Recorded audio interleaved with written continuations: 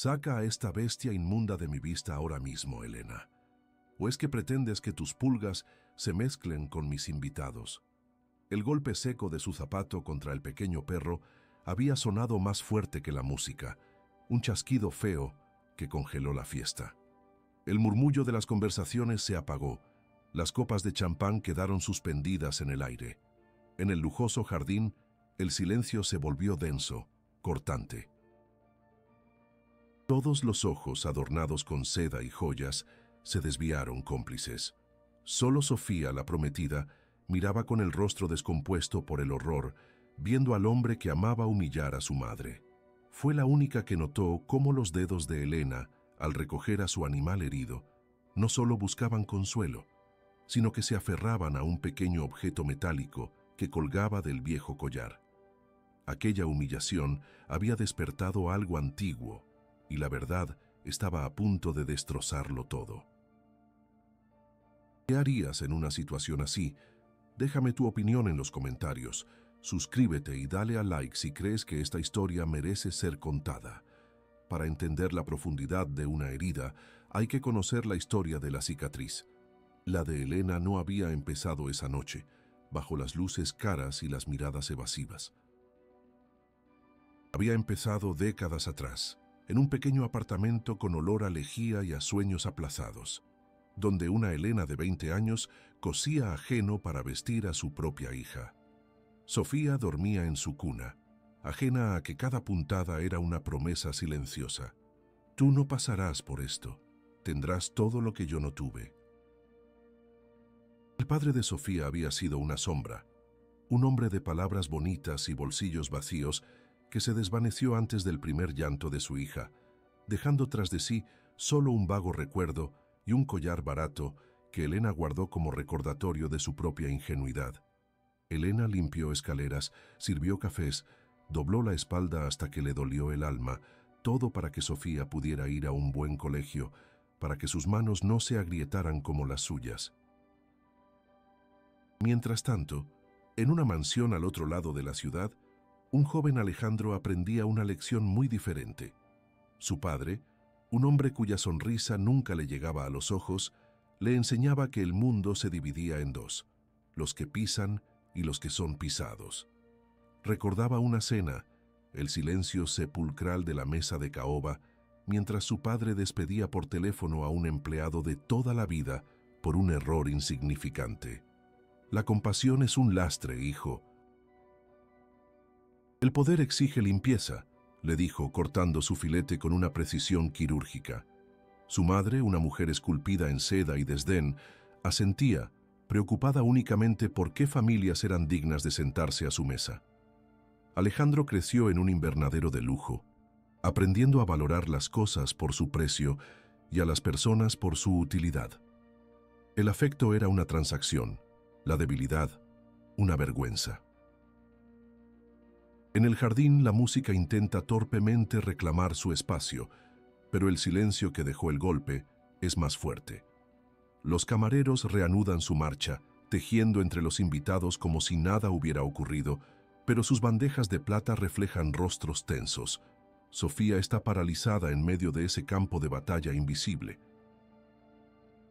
Una oleada de vergüenza la quema por dentro, una vergüenza antigua que le recuerda a aquella vez, con 14 años, cuando le pidió a su madre que no fuera a la reunión del colegio.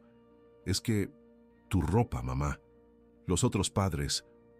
La herida en los ojos de Elena aquel día fue un corte limpio y profundo, una herida que Sofía creyó haber sanado con su éxito, con ese noviazgo que era la culminación de todos los sacrificios de su madre.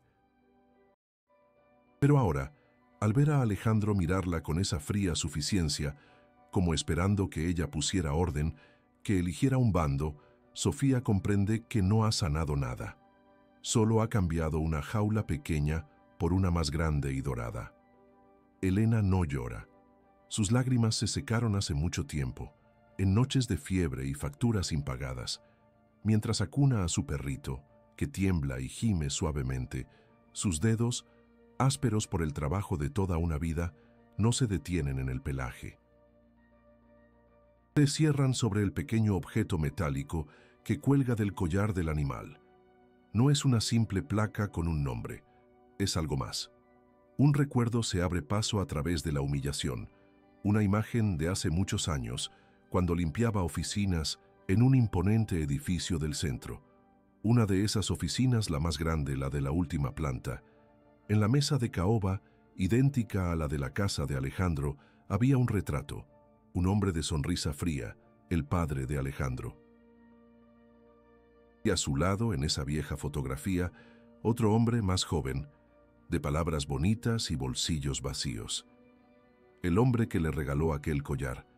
De repente, el pasado y el presente chocan con la fuerza de una revelación devastadora. No era una coincidencia. Aquellas dos familias, la que la despreciaba y la que la abandonó, estaban conectadas por un hilo secreto, y ella, sin saberlo, acababa de tirar de él. El silencio en el jardín ya no era un vacío, sino una presencia tangible, un invitado no deseado que se había sentado en cada mesa. Alejandro, con la barbilla ligeramente levantada, observó el efecto de su crueldad con una satisfacción mal disimulada. Vio la parálisis de sus invitados, el horror en el rostro de Sofía, y entendió que ese momento, esa fractura en la perfecta fachada de la fiesta, era una oportunidad, no para disculparse, sino para reafirmar su poder. Con la calma de un depredador que sabe que su territorio es indiscutible, caminó hacia el pequeño escenario, donde la banda había dejado sus instrumentos en un silencio repentino. Cogió el micrófono, y el leve chasquido al encenderlo fue como un disparo en la quietud. Una sonrisa se dibujó en sus labios, una sonrisa que no tocaba sus ojos fríos. «Queridos amigos, familia», comenzó, su voz aterciopelada resonando a través de los altavoces, una caricia falsa que pretendía calmar.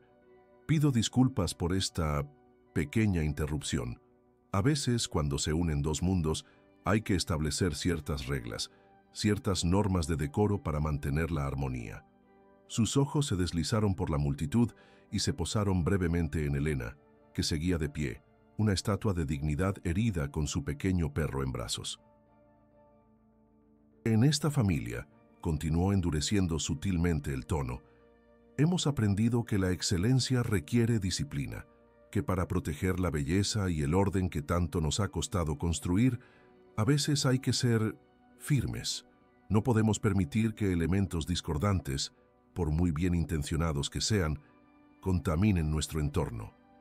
Un murmullo incómodo recorrió a los invitados. Un par de hombres de negocios, ansiosos por congraciarse con la familia, soltaron una risa nerviosa y forzada que murió tan rápido como nació. La mayoría de los presentes bajaron la mirada, estudiando con fascinación el diseño de sus zapatos o el contenido de sus copas. El aire se llenó de una vergüenza colectiva, el miedo social a ser señalado, a ser el siguiente en la lista de elementos discordantes. La humillación de Elena se había convertido en una lección pública, una demostración de fuerza para que todos supieran quién dictaba las reglas en ese universo de lujo y poder. Alejandro levantó su copa. «Brindemos, pues, por los valores que nos unen, por la pureza, por la distinción y por un futuro sin pulgas». La provocación fue tan directa, tan brutalmente clasista, que incluso sus más fieles seguidores se removieron incómodos. Pero nadie dijo nada. El silencio fue su respuesta, su cobarde complicidad. Sofía sintió que el suelo se abría bajo sus pies.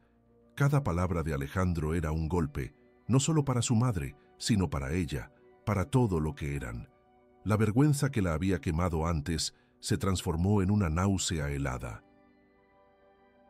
Miró a su prometido, a ese hombre que hablaba de pureza con la boca llena de veneno, y por primera vez no vio al hombre exitoso y encantador del que se había enamorado, sino a una versión más joven y cruel de su propio padre. Un hombre cuya sonrisa nunca le llegaba a los ojos. No podía respirar allí, no podía ser parte de ese circo de cobardía. Mientras Alejandro esperaba un aplauso que solo llegó de forma tibia y dispersa, Sofía se dio la vuelta. No corrió, pero caminó con una urgencia que rompía con la estudiada elegancia de la fiesta. Dejó atrás las mesas vestidas de lino, las luces parpadeantes y las sonrisas falsas. Su único objetivo era encontrar a su madre, sacarla de allí, pedirle un perdón que sentía que jamás sería suficiente. Al pasar junto a una fuente, escuchó la voz de una tía lejana de Alejandro, una mujer mayor de perlas y veneno. La madre es igualita que él, le susurraba a su acompañante. ¿Recuerdas a Ricardo, el primer socio del padre de Alejandro? El que lo perdió todo. Tenía esa misma mirada orgullosa justo antes de desaparecer del mapa. Hay gente que simplemente no aprende cuál es su lugar. La frase la golpeó como una piedra. ¿Ricardo? ¿El socio de su suegro? El nombre no le decía nada, pero la historia le erizó la piel. Sin embargo, no había tiempo para eso. Vio a su madre cerca de la salida de servicio, hablando en voz baja con uno de los guardias de seguridad que Alejandro había apostado en la entrada. Elena no lloraba.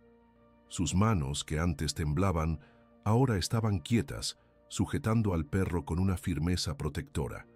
Su rostro, a la luz de la luna, era una máscara de determinación fría. Era la cara de una mujer que había llegado a un límite y había decidido cruzarlo. En el escenario, Alejandro finalmente notó la ausencia de Sofía a su lado. Su sonrisa se desvaneció, reemplazada por una mueca de irritación.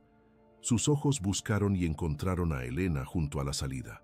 La vio erguir la espalda, agradecer al guardia con un gesto de cabeza y darse la vuelta, no para irse, sino para mirar de nuevo hacia el centro de la fiesta, hacia él.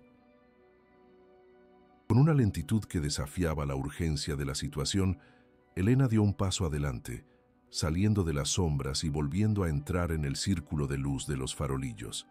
Su mirada atravesó el jardín y se clavó en Alejandro con una intensidad que silenció los últimos murmullos. No era una mirada de súplica ni de dolor, era una declaración. El público, sintiendo el cambio en la atmósfera, se giró hacia ella. La humillada estaba a punto de tomar la palabra, y en el aire flotaba la certeza de que su voz, cuando llegara, demolería mucho más que una fiesta. Sofía encontró a su madre junto a los setos que bordeaban la zona de servicio, un rincón oscuro y tranquilo, donde el pulso amortiguado de la música de la fiesta parecía algo lejano, de otro mundo. El perrito, acunado en los brazos de Elena, estaba en silencio, lamiendo la mano que lo sostenía.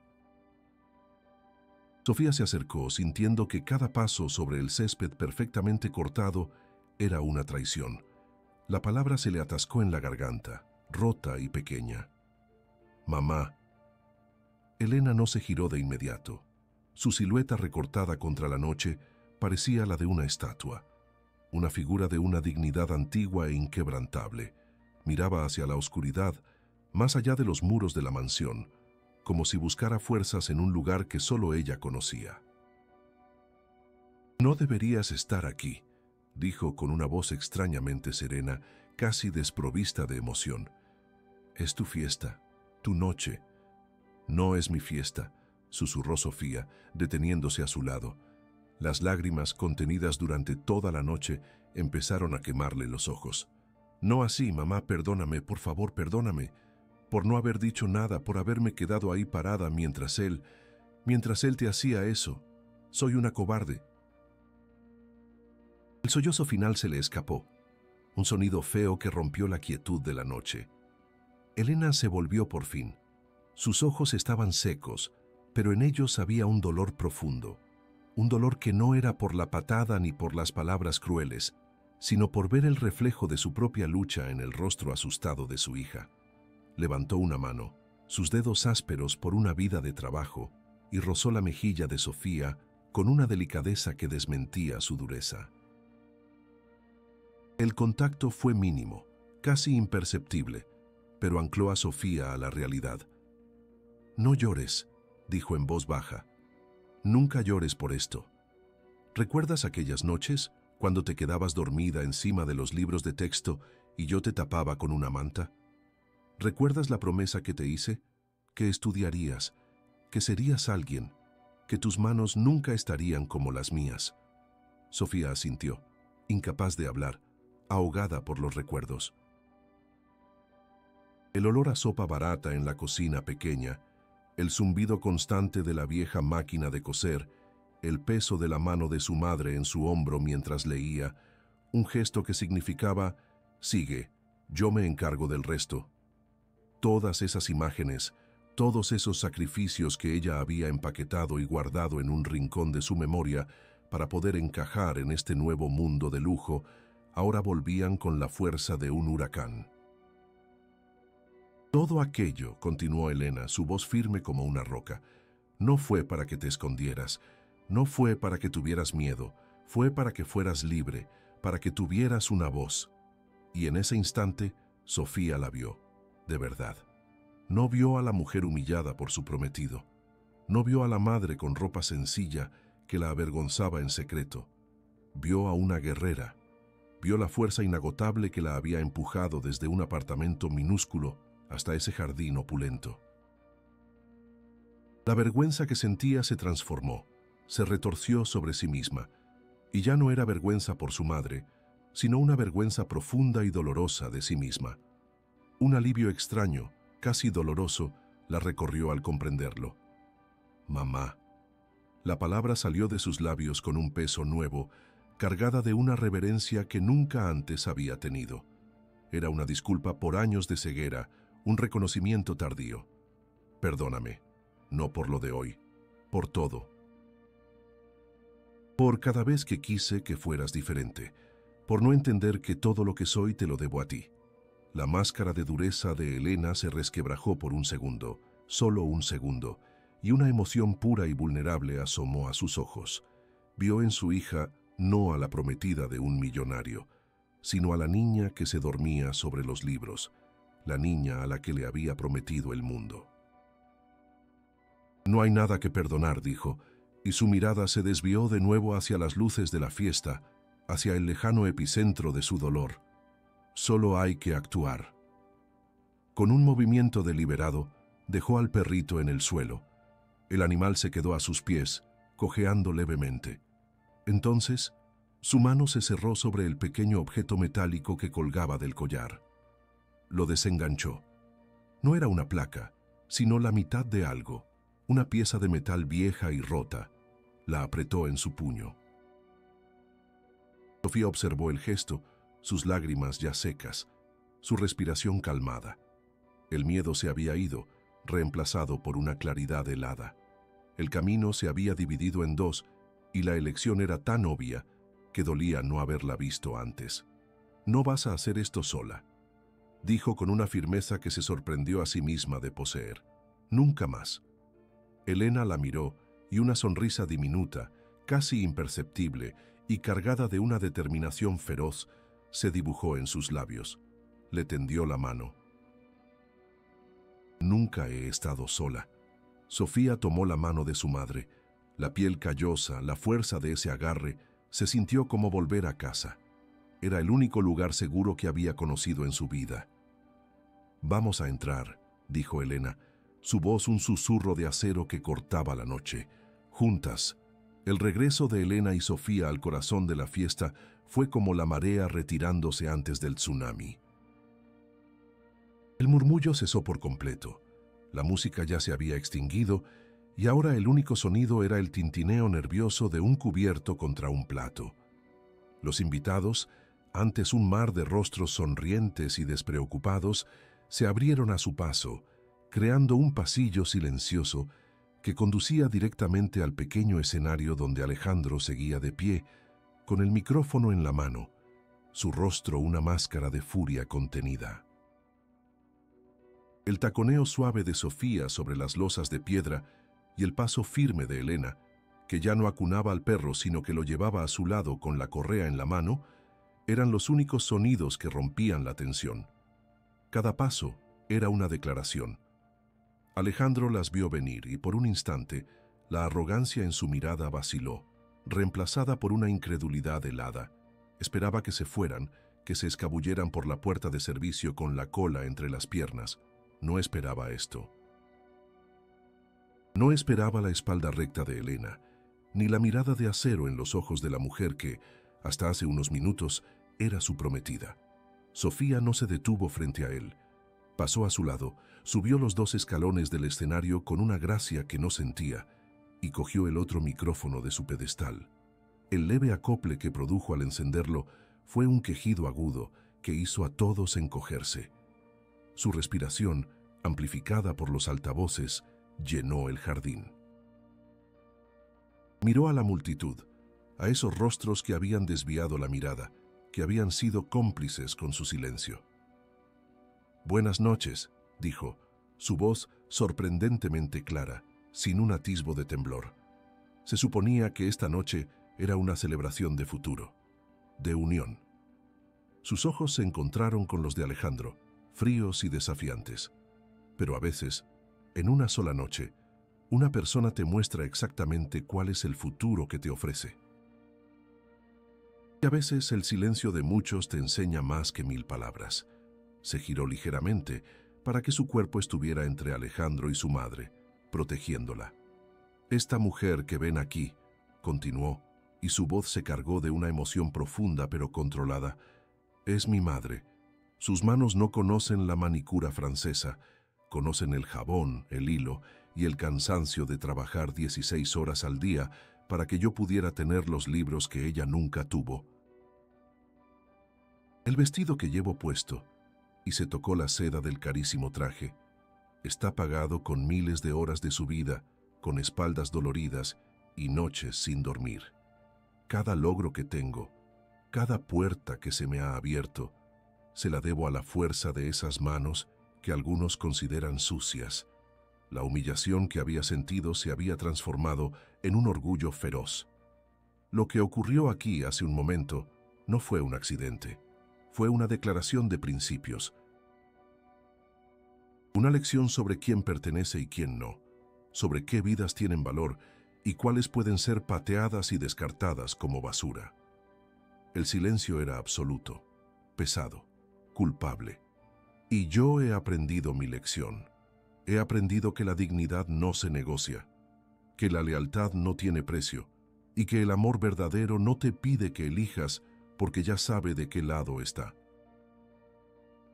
«Basta ya de este melodrama ridículo», estalló Alejandro, agarrando su micrófono con tanta fuerza que sus nudillos se pusieron blancos. Intentaba recuperar el control, usar el arma que mejor conocía, la humillación pública. ¿No ven lo que está haciendo? Un espectáculo para llamar la atención. Es lo que pasa cuando intentas mezclar el aceite con el agua. Algunas personas, por mucho que las vistas de seda, nunca dejan de pertenecer al barro del que salieron.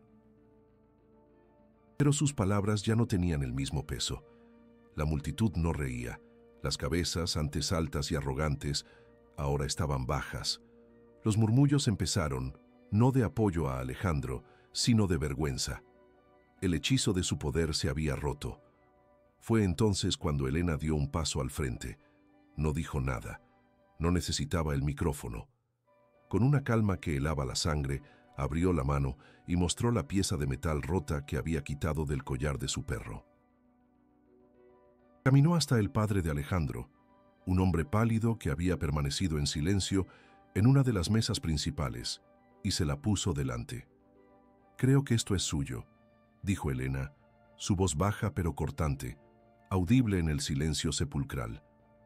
«Es la mitad del encendedor que le regaló a Ricardo antes de arruinarle y quedarse con su parte de la empresa. La otra mitad la encontré entre sus cosas cuando nos abandonó. Dijo que se la había dado su mejor amigo, su único socio». Un jadeo colectivo recorrió el jardín. El nombre de Ricardo, el socio fantasma cuyo destino era un tabú en los círculos de la élite, acababa de ser pronunciado. La conexión era innegable. La historia oculta acababa de explotar en el centro de la fiesta. El padre de Alejandro se quedó blanco como el mantel. De repente, un aplauso solitario, seco, que vino de una de las mesas del fondo, rompió la tensión. Luego otro y otro. No era un aplauso entusiasta, sino un aplauso lento, casi fúnebre, el sonido de la verdad siendo reconocida. Era el sonido de la balanza de poder inclinándose. Alejandro miraba, mudo, de su padre a Elena y luego a Sofía, su rostro descompuesto por la rabia y la derrota. Sofía dejó el micrófono sobre el pedestal, ignoró por completo a Alejandro, bajó del escenario y se acercó a su madre. No la abrazó. En su lugar, hizo algo mucho más poderoso. Cogió una botella de agua mineral de la bandeja de un camarero petrificado, la abrió con calma y se la ofreció a su madre, como si fueran las dos únicas personas en el mundo. «Bebe un poco, mamá», le dijo en un susurro. Elena bebió, y en ese simple gesto de cuidado, en medio del desastre de la fiesta, se selló su victoria. Juntas, madre e hija, dieron la espalda al lujo, al escenario y al hombre que se había quedado solo en él, y empezaron a caminar hacia la salida, dejando tras de sí los restos de una fortuna construida sobre secretos y crueldad. La brisa de la madrugada que entraba por la ventanilla del taxi se sentía limpia, fría, como si estuviera lavando el perfume caro y el sabor amargo de la humillación de sus pieles. El viaje de vuelta a casa, al pequeño apartamento de Elena, se hizo en un silencio denso pero no incómodo. Era un silencio de agotamiento, de alivio, de un entendimiento tan profundo que no necesitaba palabras. Mientras el taxi cruzaba la ciudad dormida, Sofía miraba las luces de los semáforos pintar el rostro de su madre, un rostro cansado pero sereno, y por primera vez en años no veía las arrugas del trabajo, sino las líneas de un mapa que la había llevado hasta ese preciso momento de claridad. Al llegar, mientras el sol comenzaba a teñir de gris el horizonte y el primer camión de la basura rompía el silencio de la calle, se dieron cuenta de que la fiesta para ellas no había terminado con un desastre, sino con una liberación. El día siguiente trajo consigo la inevitable tormenta digital. Los portales de cotilleos explotaron con titulares sensacionalistas. Escándalo en la fiesta de compromiso de los Heredia. La prometida abandona al heredero en un acto de rebelión familiar. Las fotos borrosas, tomadas con teléfonos móviles, mostraban a Alejandro solo en el escenario, a su padre pálido como un fantasma y a Elena y Sofía caminando hacia la salida. La familia de Alejandro emitió un comunicado oficial a media mañana, una pieza de prosa corporativa perfectamente pulida que hablaba de un desafortunado malentendido privado y pedía respeto a su intimidad en estos momentos difíciles. Era un intento torpe de controlar una narrativa que ya se les había escapado de las manos, un muro de papel contra un tsunami de verdad. El teléfono de Sofía era un campo de batalla.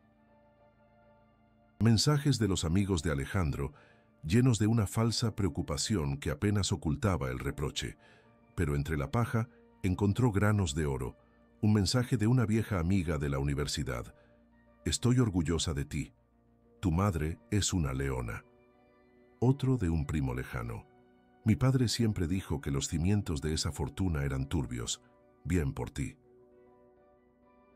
E incluso uno corto y críptico, de la tía lejana de Alejandro, la de las perlas y el veneno, que simplemente decía, «Ya era hora».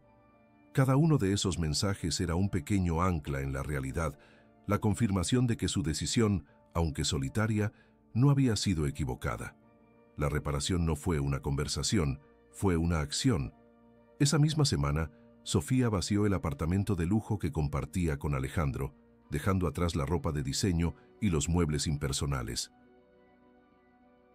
Volvió al apartamento de su madre, no como una derrota, sino como un regreso a la única fortaleza real que había conocido. Y con ella trajo un cambio.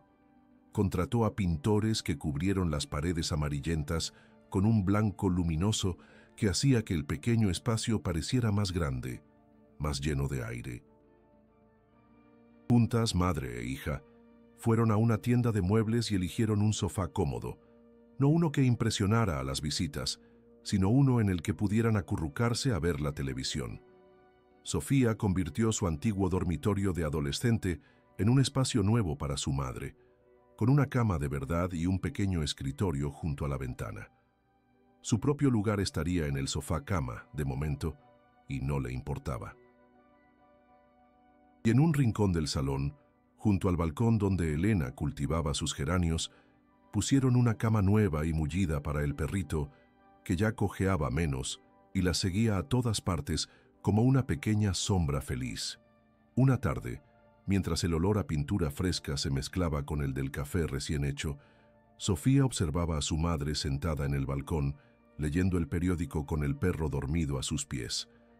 La luz del atardecer doraba su pelo gris. Y en ese momento, la reflexión la golpeó con la fuerza de una epifanía silenciosa. Se dio cuenta de que durante años había estado mirando a su madre a través de un filtro de vergüenza, comparándola con las madres de sus amigas, con las mujeres de las revistas. Había aprendido a medir el amor en regalos caros, en vacaciones exóticas, en fotos perfectas para las redes sociales. Había olvidado que el amor verdadero, el que la había sostenido toda su vida, olía a lejía y a sopa de verduras. Se sentía en el roce de una mano callosa sobre su frente febril y sonaba como el zumbido de una máquina de coser a altas horas de la noche. La gratitud que sintió fue tan abrumadora que le llenó los ojos de lágrimas, pero esta vez no eran de vergüenza ni de tristeza, sino de un profundo y sanador reconocimiento. El amor no estaba en la foto perfecta, sino en el sacrificio silencioso que hacía posible esa foto. Al final, cada uno elige qué muros construir y qué puentes cruzar. Pero cuánto de nuestra propia alma se queda en el peaje cada vez que elegimos la comodidad del silencio sobre el difícil camino de la verdad.